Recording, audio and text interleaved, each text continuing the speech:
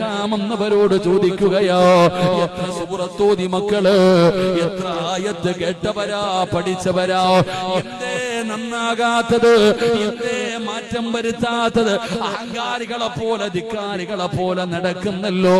അല്ലാഹു ചെയ്തു തരുന്ന അനുഗ്രഹങ്ങൾ മുഴുവനും രണ്ട് കൈ നീട്ടി സ്വീകരിച്ചിട്ട് പടച്ചവനെ മറന്നുകൊണ്ട് നടക്കുന്ന മുസ്ലിമേ, എന്തേ നന്നാകാത്തത്?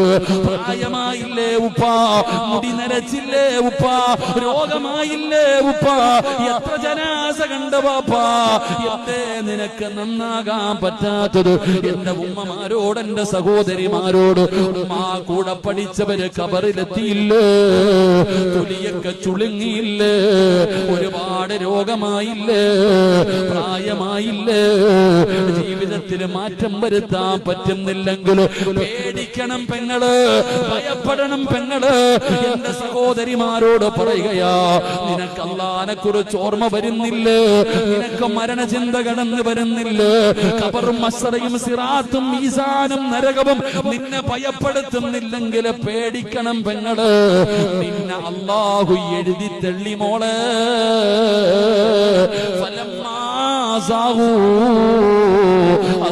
അല്ലാഹു ഖുലൂബഹും വല്ലാഹു ലാ യഹ്ദിൽ ഖൗമൽ ഫാസിഖീൻ.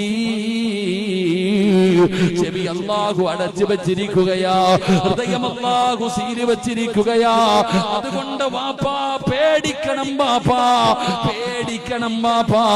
വഇൻ തദഊഹും ഇലൽ ഹുദാ ഫലയഹ്തദൂ ഇദൻ അബദാ.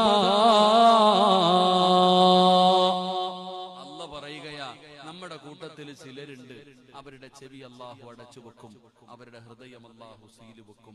പിന്നെ ഒരിക്കലും അവരുടെ ഹൃദയത്തിന്റെ ഈമാനിന്റെ വെളിച്ചം കേറൂല. അല്ലാഹു നമ്മളെ കാത്തിരക്ഷിക്കുമാറാകട്ടെ.